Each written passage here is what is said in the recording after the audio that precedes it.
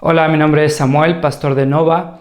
Muchísimas gracias por darle clic a este video. En verdad agradezco a Dios la oportunidad de poder compartir este mensaje contigo. Antes de continuar el video, déjame recordarte de algo súper rápido. Ponemos estos videos para ser de bendición para la iglesia. Nuestra esperanza es ver el evangelio arraigado en Latinoamérica y la gracia incondicional y transformadora de Cristo siendo real de una forma palpable en nuestra sociedad. Te recordamos que este video no sustituye tu compromiso ni tu presencia en tu iglesia local.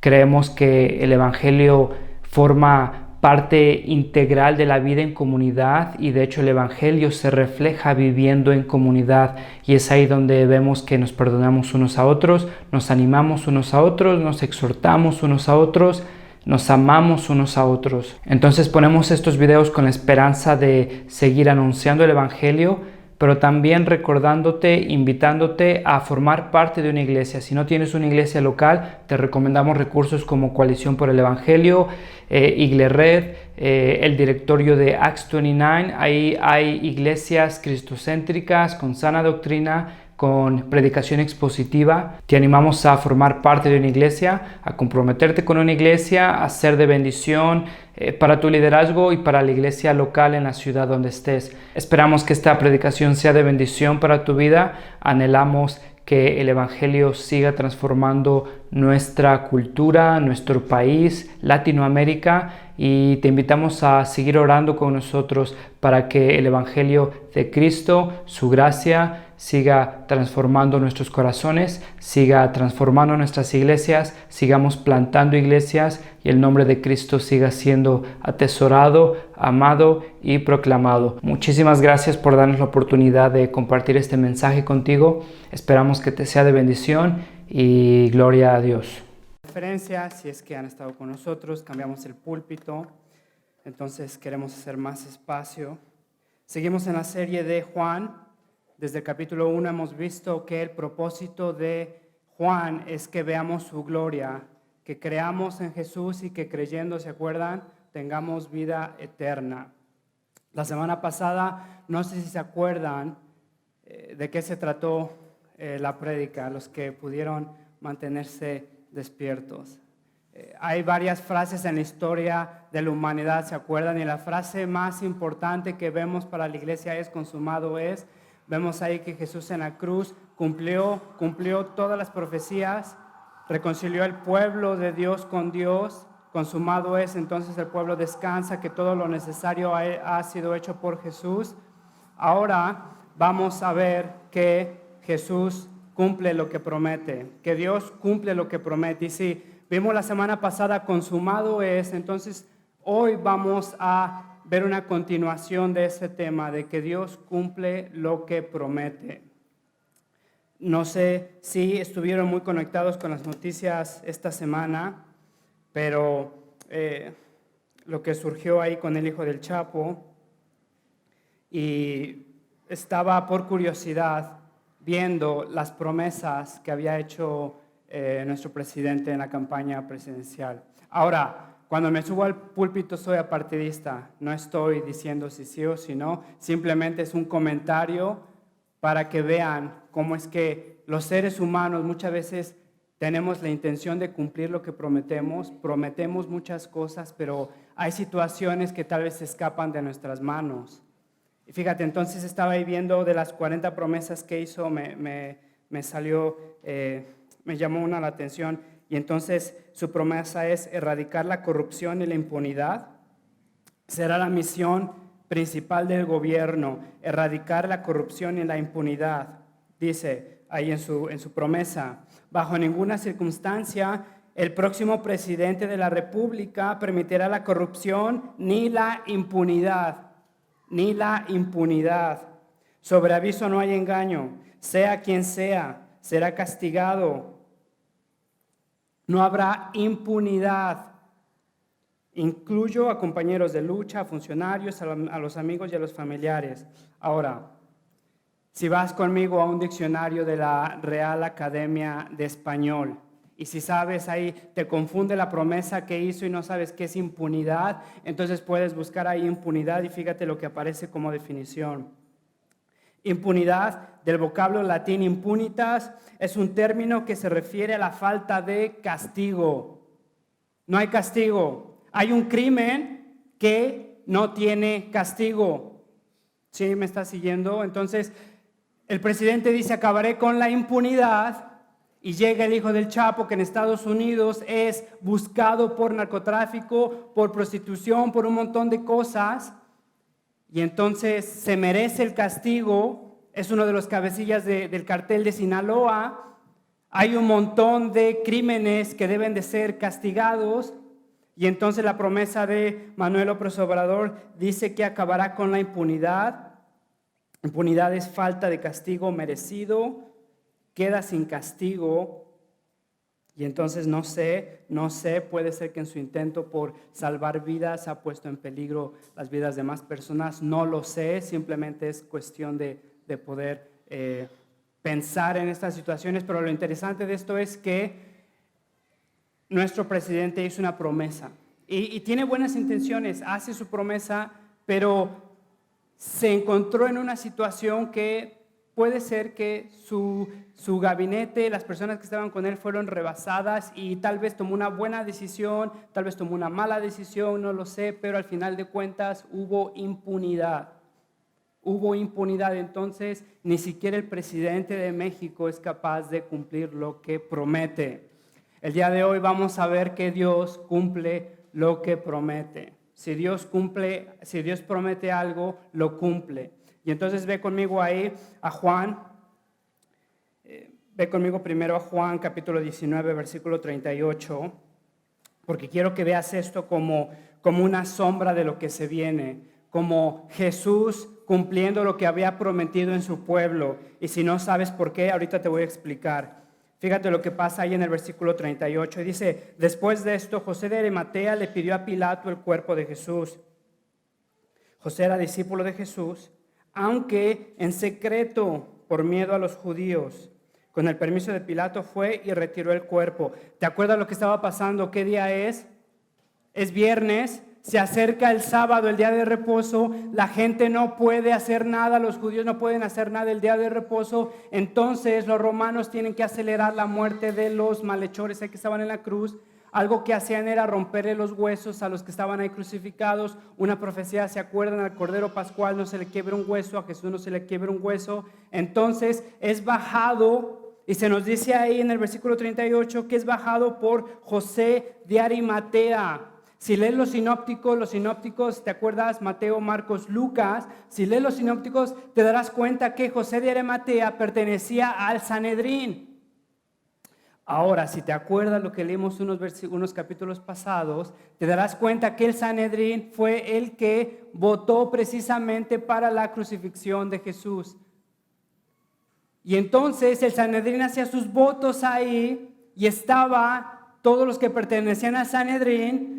Y los que pertenecían al Sanedrín era José de Arimatea y Nicodemo. Ahora, cuando hicieron esa decisión, no hay, y si lo hubiera visto, los evangelistas hubieran hecho ese comentario, no hay un comentario, una queja de José de Arimatea ni de Nicodemo.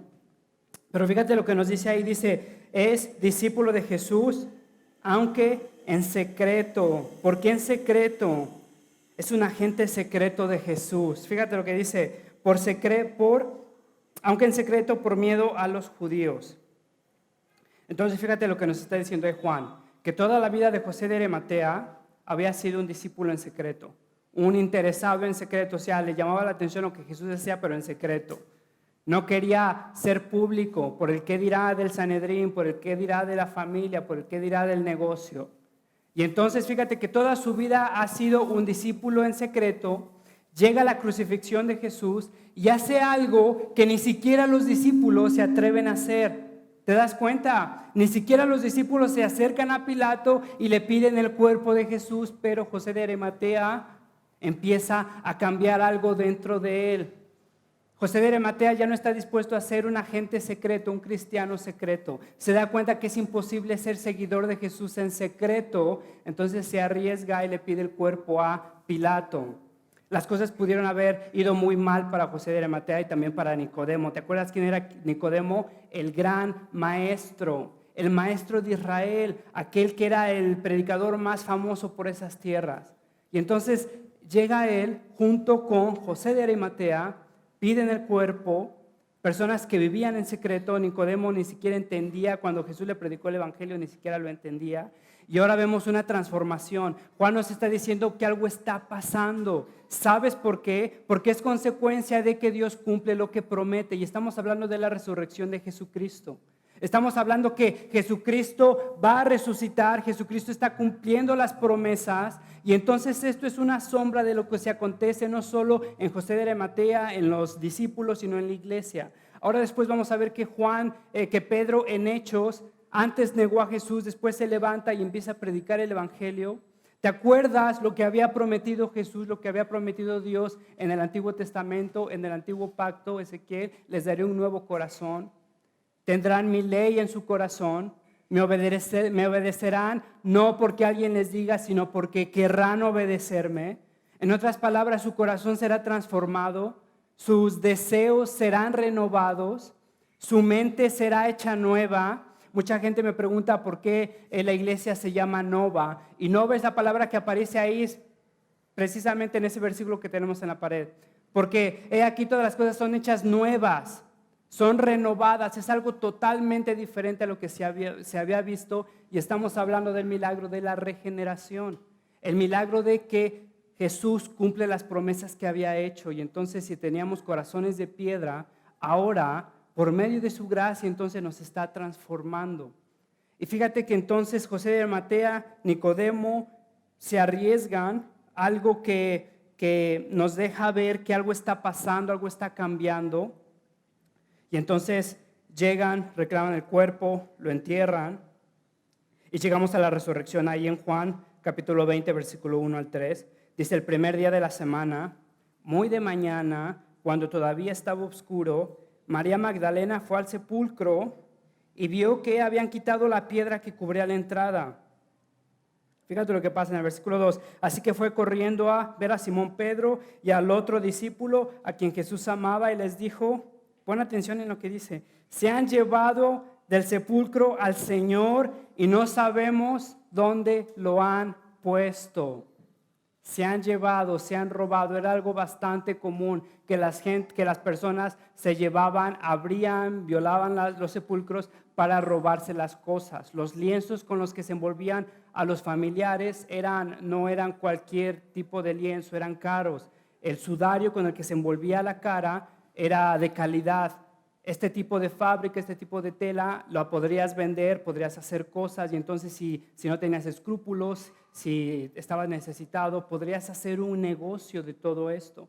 No solo eso, sino que también hay veces que cuando se enterraban ahí, pues muchas veces los enterraban con alhajas, con oro, con lo que sea, y entonces la gente llegaba y robaba todo esto. Entonces María llega al sepulcro, ve el sepulcro abierto y asume que pues el cuerpo de Jesús había sido robado. Y entonces fíjate lo que pasa, dice: en el primer día de la semana. Déjame hacer un comentario de rápido. Es por eso que la iglesia se junta los domingos. La iglesia cristiana históricamente se ha juntado los domingos por eso. No es que sea malo si hay iglesias que, por ejemplo, tienen mucha gente y entonces tienen 2 servicios los domingos, un servicio el sábado, está bien. Lo que quiero hacer referencia a es que la iglesia no está obligada a reunirse los sábados como los judíos se reunían en el día de reposo, tenían una reunión, un día especial para poder conmemorar. Entonces la iglesia se junta los domingos para reconocer, para recordar la resurrección de Cristo. Entonces fíjate lo que pasa, dice: en el primer día de la semana Jesús es crucificado viernes, es enterrado viernes, pasa el sabbat, que es sábado. Después lo primero que hace María, se levanta y llega al sepulcro de Jesús. Dice que es muy de mañana, cuando todavía estaba oscuro, es lo primero que hace. Si lees ahí después los sinópticos, Marco 16, por ejemplo, nos dice que llevaba con ella muchas especias, muchas hierbas aromáticas para terminar el trabajo que medio hicieron el viernes. Aparentemente entonces María no sabía lo que Nicodemo y José de Arimatea habían hecho.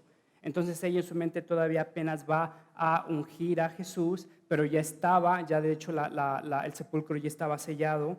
Ve el sepulcro abierto, se imagina que se roban el sepulcro.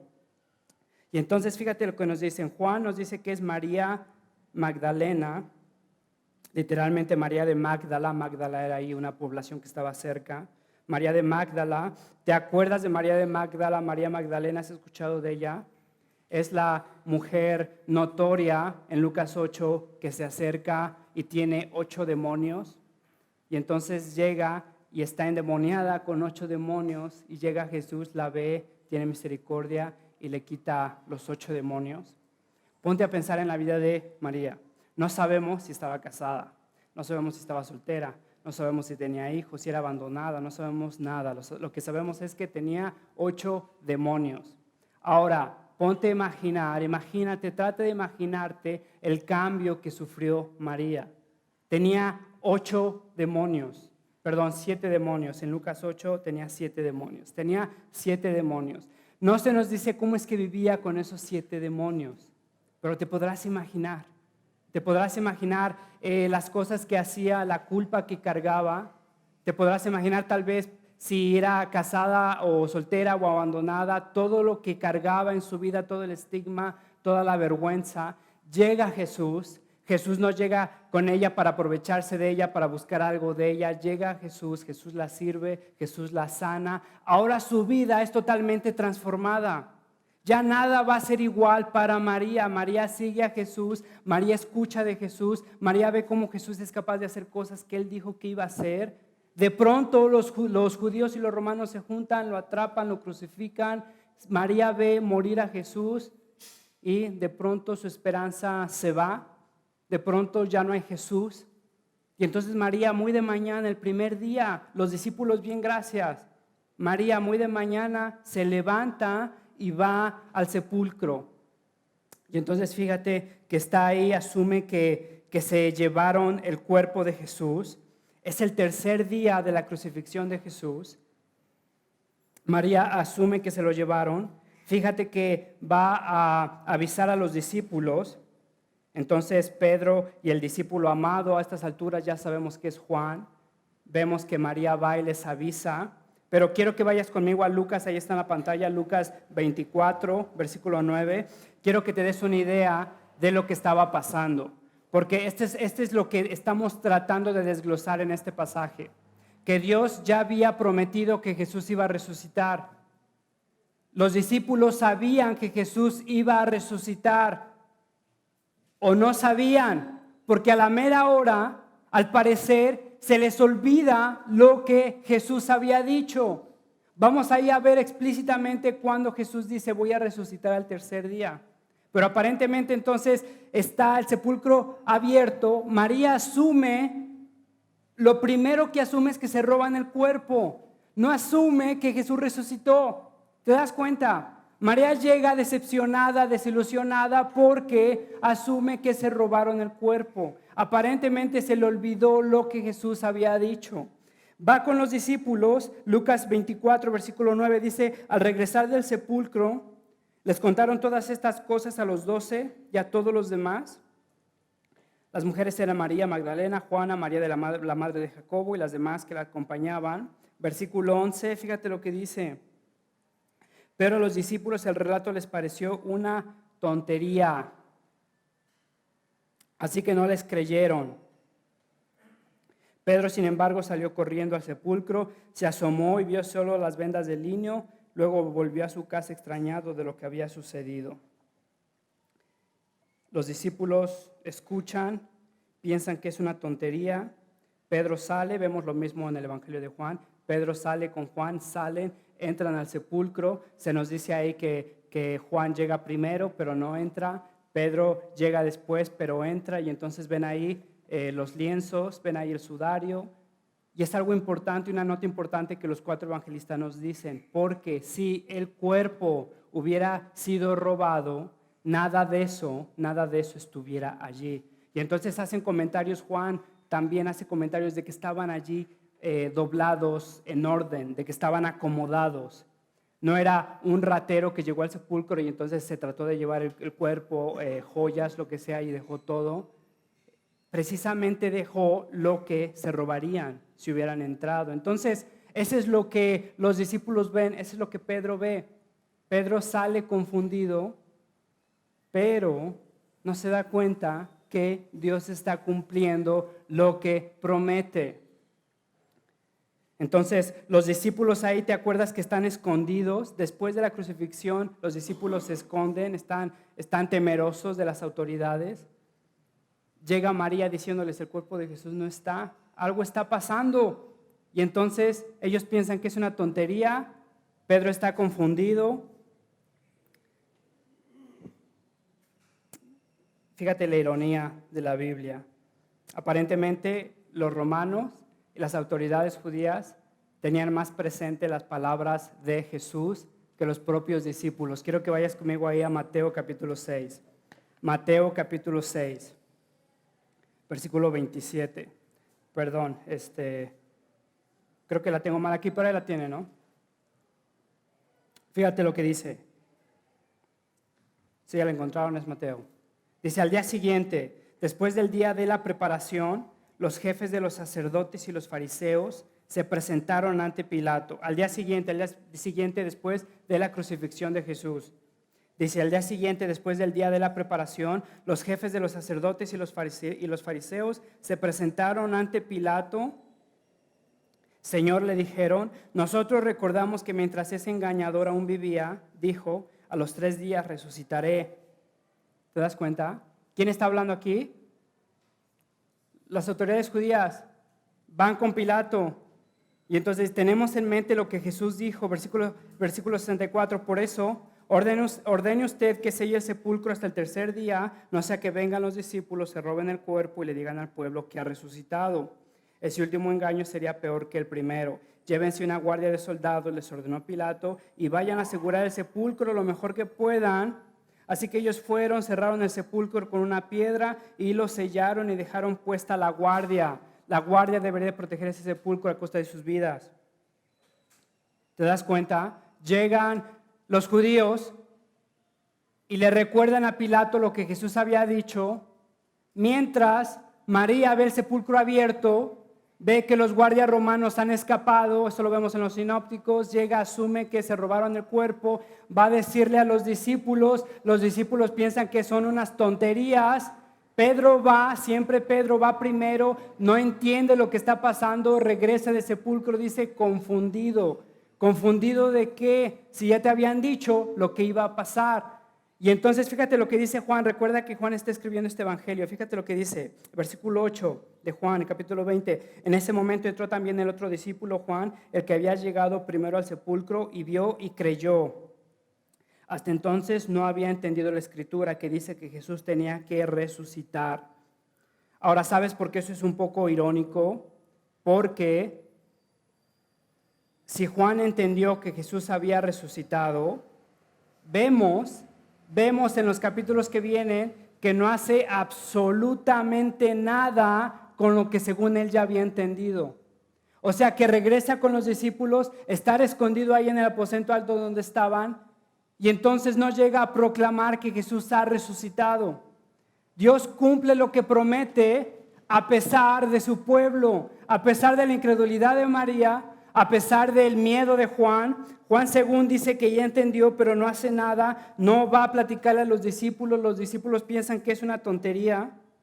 Fíjate explícitamente lo que Jesús había dicho, Juan 10, versículo 17. Juan 10, versículo 17. Por eso me ama el Padre, porque entrego mi vida para volverla a recibirla. Nadie me la arrebata, sino que yo la entrego por mi propia voluntad. Tengo autoridad para entregarla y tengo también autoridad para volver a recibirla. Este es el mandamiento que recibí de mi Padre. Eso se lo dice Jesús a sus discípulos. Mateo 16, 21. Mateo 16, 21. Desde entonces comenzó Jesús a advertir a sus discípulos que tenía que ir a Jerusalén y sufrir muchas cosas a mano de los ancianos, de los jefes de los sacerdotes y de los maestros de la ley, y que era necesario que lo mataran y que al 3er día resucitaría. Eso lo está diciendo Jesús a sus discípulos. ¿Te das cuenta? Jesús le está diciendo explícitamente a sus discípulos, voy a morir, pero yo tengo autoridad de dar mi vida, de volverla a tomar, voy a morir, voy a ser crucificado, pero voy a resucitar al 3er día. Si Dios promete algo, lo cumple. Si Jesús promete algo, lo cumple. Y los discípulos aparentemente se han olvidado de lo que Dios ha prometido. Fíjate entonces que Jesús ultimadamente resucita. Y quiero que te des cuenta de la importancia de esto. Jesús resucita como cumplimiento de lo que había prometido, pero también como una muestra fehacible de lo que el Evangelio es capaz de hacer.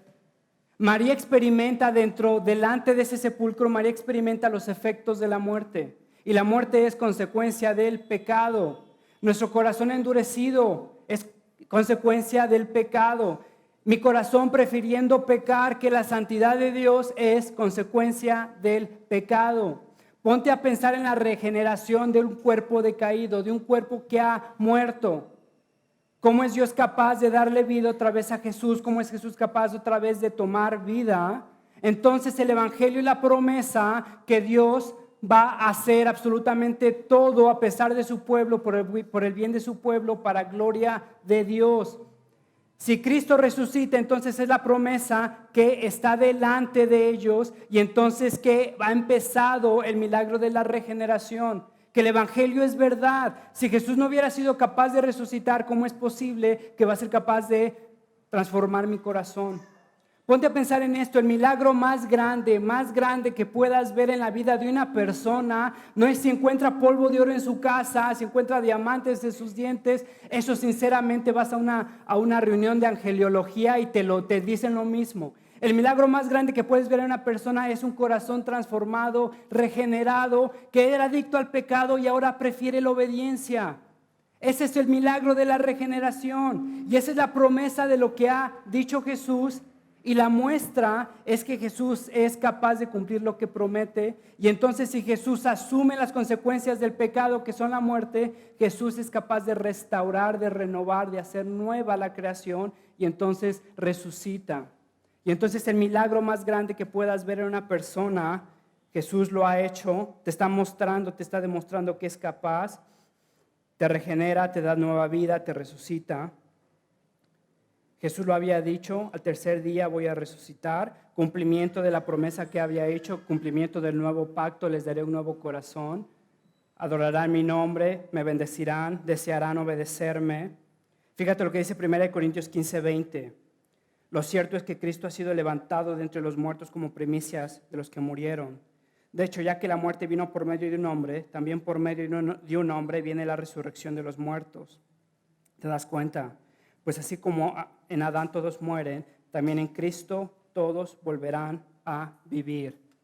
Dios cumple lo que promete. Dios lo había prometido, Dios lo está cumpliendo. Y la iglesia se goza en ver cómo es que Jesús es capaz de cumplir lo que promete. Y entonces vemos a Jesús resucitado y entonces decimos, ahí vamos, para eso vamos. Mi corazón está siendo renovado, mi naturaleza está siendo renovada, mis deseos están siendo cambiados. Ultimadamente después voy a resucitar con Cristo. Los efectos del pecado, por más dolorosos que sean, en tu familia, en tu cuerpo, en la sociedad, últimamente tenemos la promesa en el Evangelio que Él es capaz de hacer todo nuevo y lo está haciendo.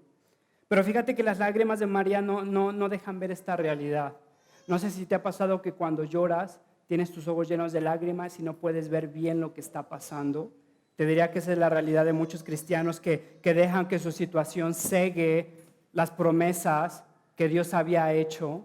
Entonces los cristianos están ahí tapándose sus ojos, llorando cuando no pueden ver lo que Dios está haciendo en sus vidas. Fíjate lo que pasa en el versículo 10 del capítulo 20 de Juan. Los discípulos regresaron a su casa, pero María se quedó fuera, llorando junto al sepulcro. María está destrozada, María está segura que se han llevado el cuerpo de Jesús. Llegan los ángeles, no sabe ni siquiera, no puede ver que son ángeles. Los ángeles le explican. Fíjate lo que pasa, María sigue llorando. ¿Por qué lloras, mujer?, le preguntan los ángeles en el versículo 13. Le preguntaron los ángeles, es que se han llevado a mi Señor y no sé dónde lo han puesto. Fíjate lo que pasa en el versículo 14, María está llorando. María está ahí consumida por la situación. Versículo 14, apenas dijo esto, volvió la mirada y allí vio a Jesús de pie, aunque no sabía que era Él. No podía ver, las lágrimas le tapaban los ojos, estaba cegada por sus emociones, estaba consumida por la tragedia, no podía ver que Jesús estaba ahí delante de ella. Fíjate, Jesús le dijo, ¿por qué lloras, mujer? ¿A quién buscas? Y en todo esto los comentaristas notan que en estas preguntas hay un reclamo un poco asomándose. ¿Por qué lloras? Jesús está ahí delante de ella. María está llorando consumida. Se han llevado a Jesús, pobre de Jesús. Pobrecito, tenía buenas intenciones, pero no fue capaz de realizarlas. Pobre Jesús, tenía buena estrategia para ser discípulos, pero mira, los romanos lo agarraron. Pobrecito de Jesús, mira cómo sufrió, estaba siendo buena persona con nosotros, pero mira cómo lo colgaron. Se robaron al cuerpo de Jesús. ¿Dónde está Jesús y qué vamos a hacer ahora? Ya los discípulos estaban ahí sentados en su cuarto planeando cómo regresar a ser pescadores, planeando cómo regresar a tomar sus vidas como si nada hubiera pasado. María está ahí devastada, llorando. Llega Jesús delante de ella y le dice, ¿por qué lloras? ¿Por qué lloras? Con mis hijos cuando están echando berrinches, cuando no quieren comer, les pregunto, ¿por qué lloras? ¿Porque tienes papás que te aman y te alimentan? ¿Porque tienes techo? ¿Porque tienes una cama? ¿Porque no tienes que preocuparte de lo que te vamos a poner en la mesa? ¿Porque te damos comida que te nutre? ¿Por qué lloras? Jesús está delante de María y le dice, ¿por qué lloras? ¿Cuál es tu motivo de llorar? Porque las esperanzas que tenías han sido cumplidas en Cristo. Porque Dios es capaz de cumplir lo que promete a pesar de su pueblo. ¿Por qué lloras? Fíjate la otra pregunta que le hace. ¿A quién buscas? Como si le estuviera diciendo, ¿a qué tipo de Jesús estás buscando? Porque el Jesús que está delante de ti no es el Jesús que fue robado. No es el Jesús que sigue muerto. ¿A quién buscas y por qué lloras? María no sabe. María está cegada por las circunstancias. María se ha olvidado de las promesas de Dios. Jesús le había dicho, le había prometido explícitamente, pero María se ha olvidado de todo eso en medio del dolor. Es como el cristiano cuando le da cáncer y se pregunta ¿dónde está Dios? Mi familia está fracturada y ¿será que Dios es bueno? La situación está pésima y pregunto si Dios está en control. Dios te dijo, estaré contigo, perfeccionaré mi obra, te daré lo necesario.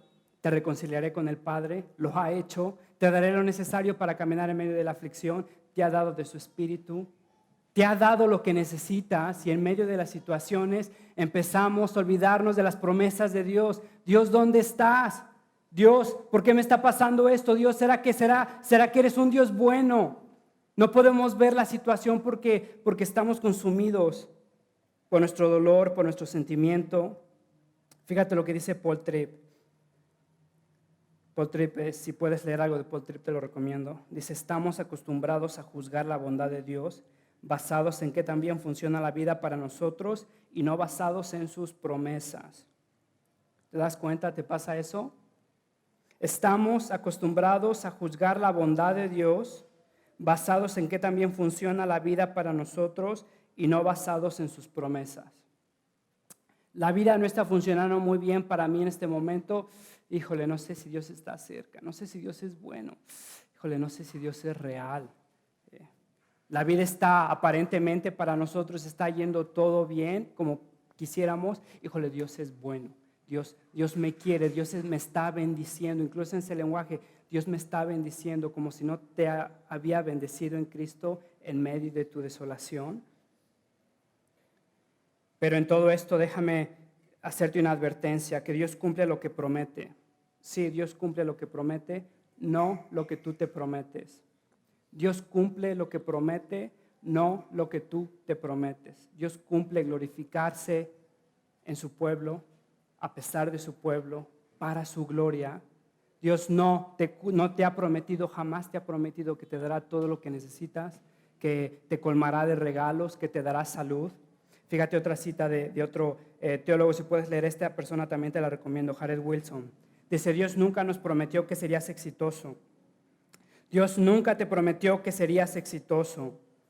Y todos los versículos que tomas para decir que vas a ser exitoso, me gustaría sentarme contigo y demostrarte que están fuera de contexto. Dios nunca te prometió que serías exitoso, que todo iría bien en tu vida. Jamás te ha prometido eso. Si fuera así, entonces Jesús murió mediocre, Pedro murió mediocre, Pablo murió mediocre, todos murieron sufriendo. Fíjate lo que dice, Dios nunca nos prometió que seríamos exitosos. Dios ha prometido que Él será exitoso y lo ha cumplido, ha resucitado. ¿Por qué lloras? Dios ha prometido que Él será exitoso. Debemos encontrar gozo en esa verdad y el verdadero cristiano te diría encuentra gozo en esa verdad. Mi vida no es exitosa en este momento y bueno, Dios es exitoso. Dios ha cumplido, Dios ha prometido. Entonces fíjate lo que pasa en el versículo 26. María le dijo a Jesús, María finalmente puede ver a Jesús. Le dijo Jesús. Ella volvió y exclamó, Raboni, que significa maestro, Señor. Date cuenta de la misericordia de Jesús. María está cegada. María no puede ver. Sus discípulos están en otra. Era para que Jesús llegara, viera la situación de sus discípulos y dijera, híjole, mejor empiezo de nuevo. Pero fíjate que Jesús llega a revelarse otra vez con María. María, aquí estoy, tranquila, ¿por qué lloras? El Jesús que estás buscando es un Jesús que no existe, aquí estoy yo, ¿qué pasa? Llega María, lo ve, fíjate lo que dice la misericordia de Jesús buscándola en medio de su duda. Ese es el Evangelio, son las buenas noticias de lo que Dios hizo en nosotros, a pesar de nosotros, para su gloria.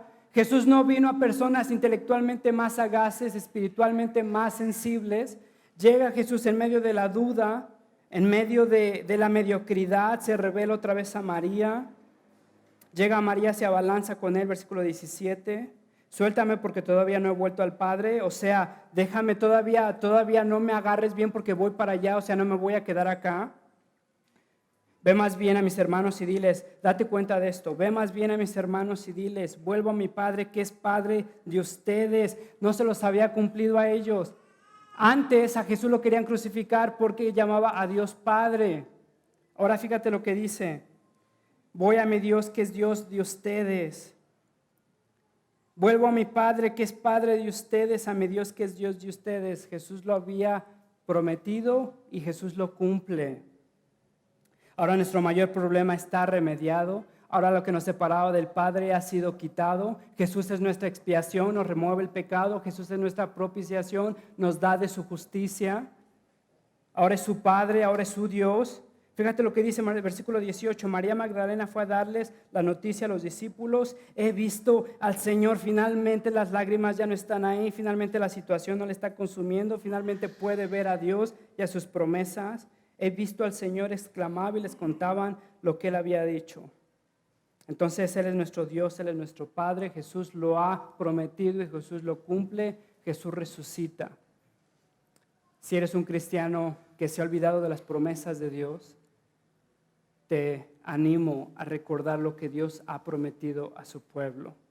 Lo que Dios ha prometido a su pueblo, no lo que tú te has prometido a ti mismo. Déjame terminar con un himno. Tú cuán fiel eres, oh Padre y Dios, en ti no hay sombra de cambio jamás. El mismo tú eres ayer, hoy, mañana, en lo que has sido tú siempre serás. Jesucristo no es tu seguridad contra las tormentas. Jesucristo es nuestra seguridad en medio de la tormenta. No es tu seguro para librarte de las tormentas. Jesús no es seguridad contra las tormentas. Jesús es nuestra seguridad en medio de tormentas. Jesucristo nunca te ha prometido una vida fácil, sino un final seguro. Y eso lo hizo a costa de su cuerpo, de su muerte, de su sangre. Y eso es lo que recordamos como iglesia cada domingo. Si eres miembro de esta iglesia, si has caminado con nosotros en la cena del Señor, recordamos que Cristo vertió su sangre para cumplir sus promesas, para cumplir el nuevo pacto, un nuevo corazón, nuevas afecciones, fe al incrédulo, que Jesús ha prometido morir por el pecador y lo ha cumplido, ha prometido resucitar por su pueblo y lo ha cumplido. Entonces recordamos en la cena del Señor que Cristo dio su cuerpo por su pueblo, que Cristo vertió su sangre para lavarnos de nuestros pecados. Si has caminado con nosotros en el proceso de la membresía, si te hemos explicado qué significa, entonces te animo a recordar precisamente esto, que Dios cumple lo que promete. En medio de situaciones donde te sientes desanimado por tu pecado, recuerda que Dios ha prometido que Él finalizará la obra que Él empezó en ti. Entonces, en este momento me gustaría orar y pasamos a la cena del Señor. Señor, te doy gracias, mi Dios, por este día, por tu gracia, por tu misericordia. Padre, en momentos donde nuestra situación no nos permite ver quién eres. Te ruego, Padre, que una vez más te acerques a nosotros, nos preguntes por qué lloras y qué buscas. Padre, tú has resuelto nuestro problema, has cumplido tus promesas. Te ruego que esta iglesia encuentre gozo en lo que tú has hecho. Padre, que nos demos cuenta que tú nunca nos has prometido que seremos exitosos, que nunca nos enfermaremos, que nuestras familias serán perfectas, pero sí nos has prometido que caminarás con nosotros aún en el valle de la muerte, que estarás con nosotros en nuestras tentaciones, en nuestros fracasos, y que tú has prometido renovarnos, movernos al arrepentimiento y una obediencia genuina, no para aparentar, no para ganarnos nuestra aprobación, sino porque nos sabemos amados por un Dios que dio todo por nosotros. Señor, te ruego que este sea el corazón de tu iglesia. Te lo ruego en Cristo Jesús. Amén.